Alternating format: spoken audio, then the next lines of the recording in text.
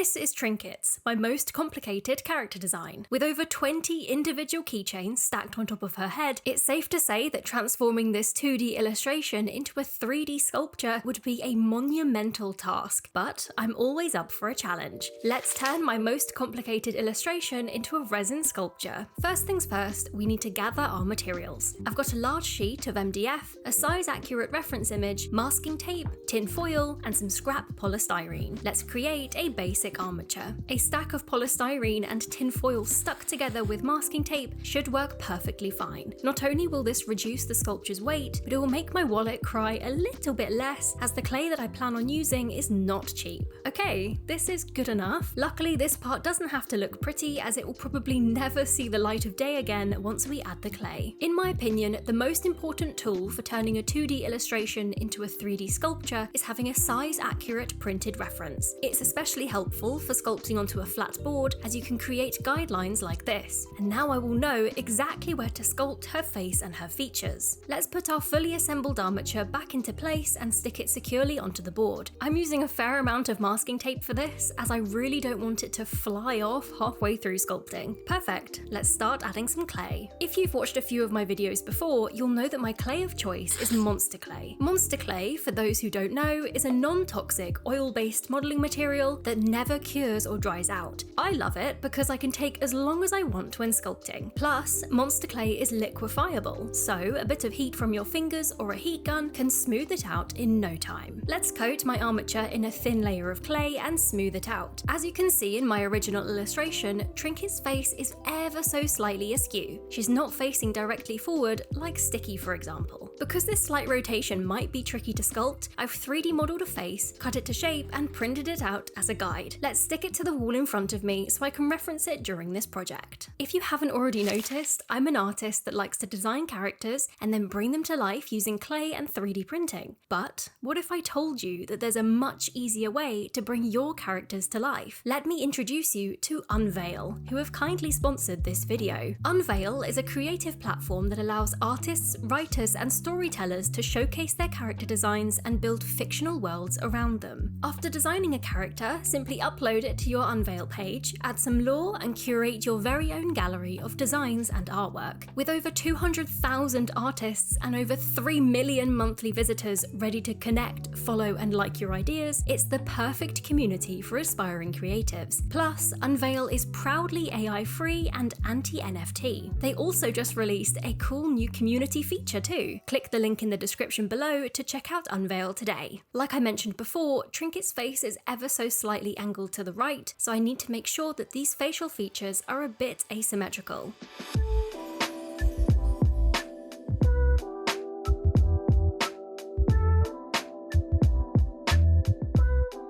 Okay, let's mark out where the eyes will be. If I accidentally sculpt these eyes in the wrong position, they will throw everything off.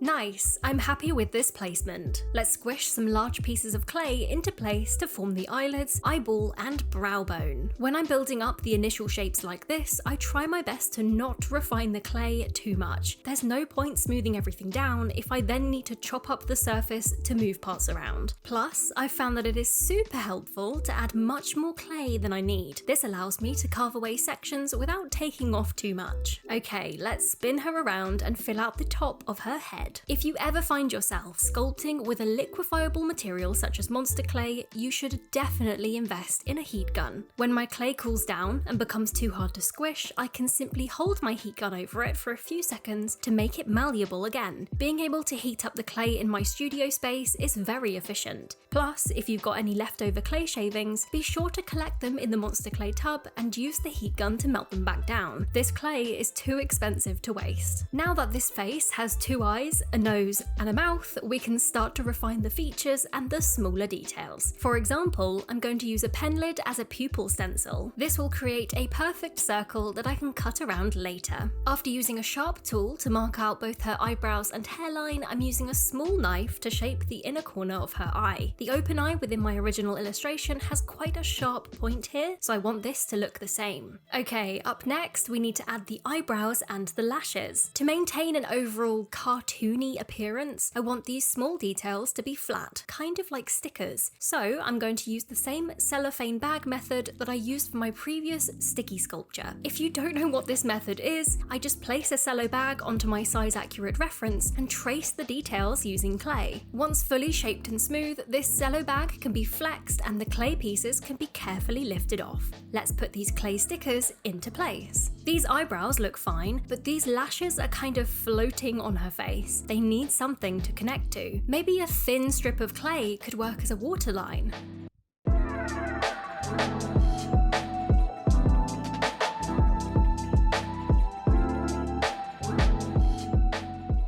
Nice! The lower lashes now look like one continuous section. This face is now looking a lot more like my original illustration, but she's looking a bit bald. So let's tackle these trinkets. Just like the armature that's inside of the head, I'm going to bulk out the inside of these trinkets using tinfoil.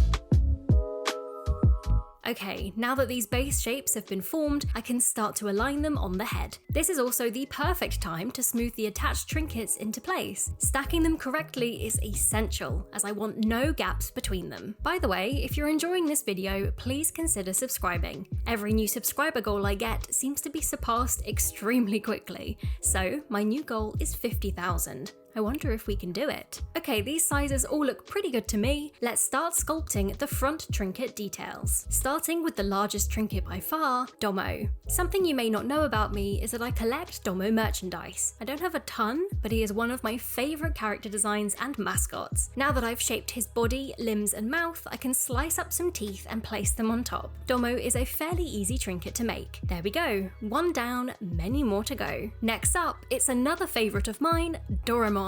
In my original illustration, Doraemon is placed on the side of her face with his arms outstretched. All we need to do is attach the head and body together, smooth on the legs, arms and hands, carve away the recessed details, and apply some finishing touches. Also, I plan on painting his face on later, so I have not sculpted it at this stage. Let's move on to the next. Kind of like the Doraemon, I'm starting off by joining a head and a body together for this baby trinket. Then, after rolling out a long sausage of clay, I'm cutting it down into 4 equal lengths. These will form the arms and the legs. After smoothing these on securely and adding some thumbs, I can use my carving tool to form a large diaper. I'm also going to be painting this trinket's face later, so again, no need to sculpt it. Next up is the sad looking bear that sits at the very front of my drawing. My inspiration for this particular trinket was Rillakkuma, but I wanted him to have a more bootleg feel instead. Let me know what you think has upset him in the comments below. I've decided to carve the face into this one as there's not much else going on in terms of detail. All he needs is his giant teardrop and he is complete. Okay, I have gotten a little bit sick of sculpting all of these trinkets, so let's break the monotony by carving away her iris. Removing this section will not only make the painting process easier, but it will add some great depth to the overall face.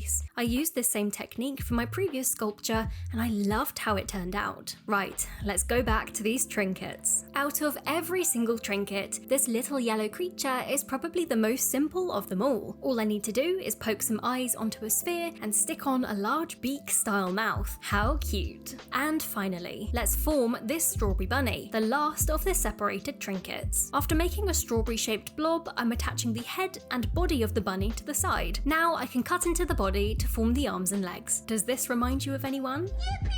No strawberry bunny is complete without some comically large ears, so let's sculpt some on along with the strawberry stem and a cute little face. If you're wondering about the strawberry seeds, by the way, I'm going to paint these on later, so again, for the 3rd time, there is no need to sculpt these on right now. Okay, now that all of these individual trinkets have been sculpted, we can finally start to add the finishing touches to the rest of the sculpture. After making the rest of the tiny trinkets and smoothing the surface with my favourite clay tool rake, this sculpture is finally ready for the mould making process.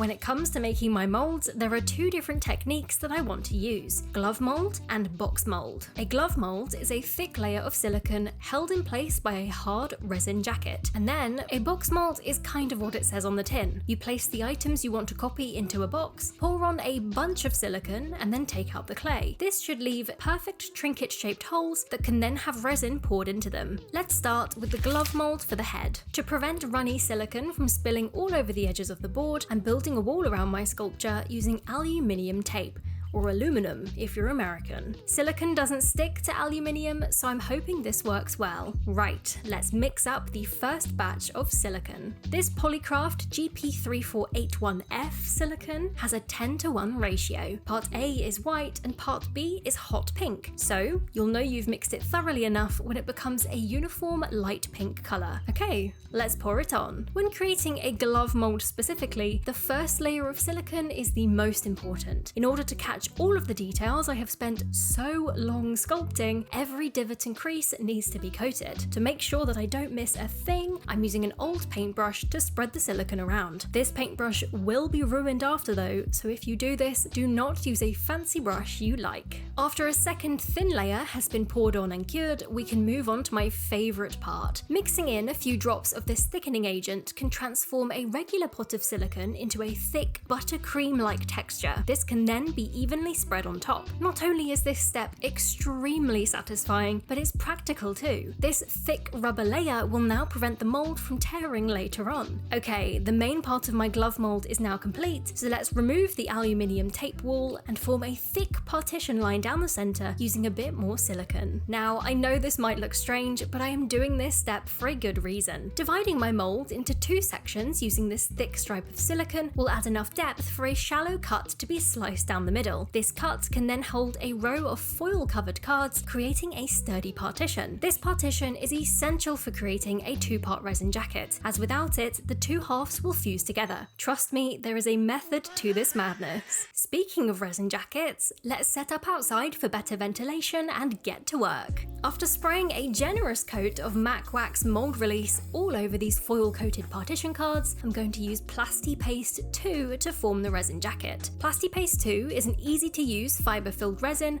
that is great for making glove molds. To accurately measure out the required ratio, I'm going to use 2 chopped-down water bottles as measuring cups. Let's measure out 2 parts of part B, or as I like to call it, forbidden mashed potato. Now we just need 1 part of part A. Thoroughly mixing these thick and thin substances together should result in a spreadable, paste-like consistency. Who would have thought a thing called Plasti Paste spreads like paste? Okay, this is fully combined, so let's slap this onto one side of the silicone and evenly spread it about.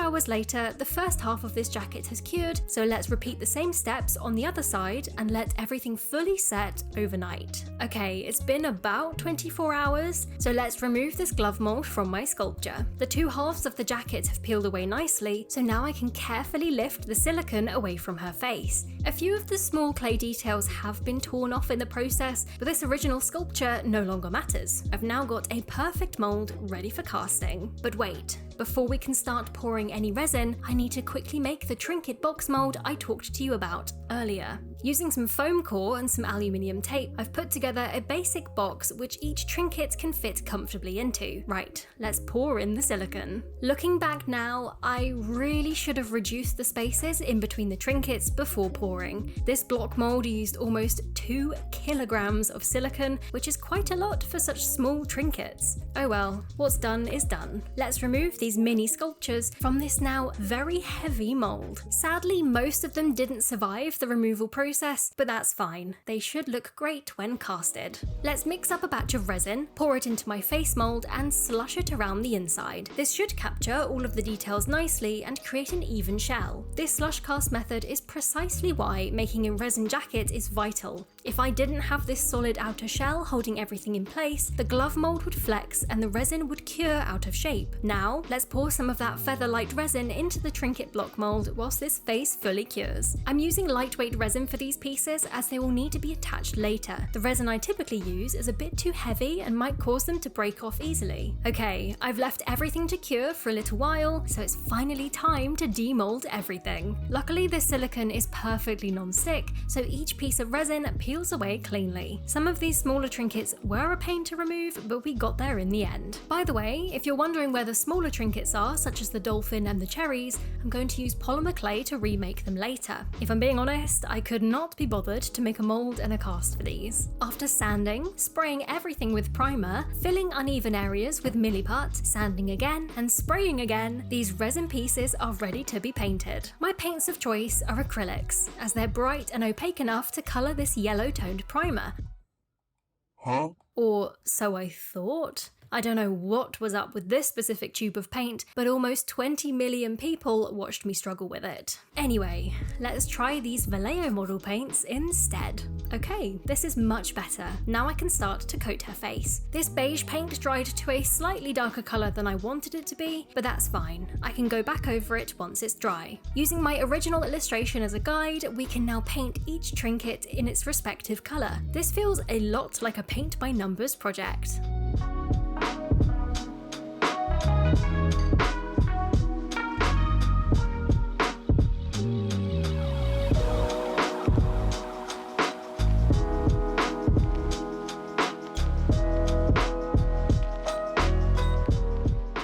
After lightening her skin tone to make it a bit more accurate, she's looking pretty good. I think the most nerve-wracking part of painting any sculpture has to be the smaller face details. One wrong move and there's a huge dark smudge that is very tricky to cover up. After filling in her lips, eyelashes, eyeliner and pupil, I'm using a darker shade of beige to outline the creases in her eyelids. This will add a nice cartoony touch to the face. Okay, this forehead looks more like a 7 or 8 head. Let's add a hairline and some hair with some black paint. Oh, and whilst I've got this black paint out, I might as well add the details to the trinkets, like the smiley face and the boba pearls. All that's left to paint is the star in her eye, and she is looking so much more like herself. Now we can paint the rest of the trinkets. Okay, I have been yapping for ages now, so I'll let you enjoy the small amount of trinket painting footage that I remembered to capture.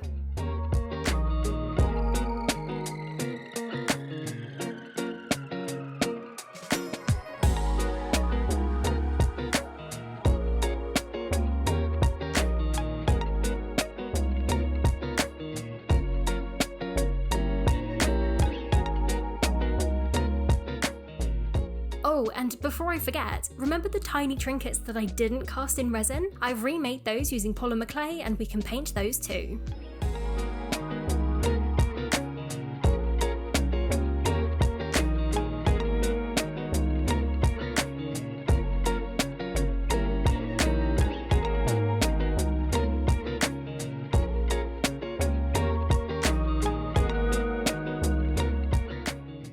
If you've been paying attention throughout this video, which I hope you have most likely noticed a key detail that has been missing throughout: the chains. Specifically, these ball clasp keychains and loops. Halfway through the sculpting process, I used 110% of my brain power and I found the perfect solution to these intricate metallic objects. 3mm silver wire and 10mm silver beads. If I can string the beads onto the wire, it should perfectly mimic a sized up keychain without the need for any metallic paint. And as for the other strings and loops, I've decided to use milliput for these, as they will quickly cure to a solid state and can easily be painted. Let's see if my plan works. All I need to do is cut a piece of wire to size, bend it into shape, super glue the beads, and this is exactly what I was going for. This wire and bead method was definitely the right choice. Okay, now that every chain, loop, and tiny detail has been accounted for, let's use super glue to bond everything together, glue a wire into the back using Gorilla Glue, and see how this extremely complicated sculpture has turned out.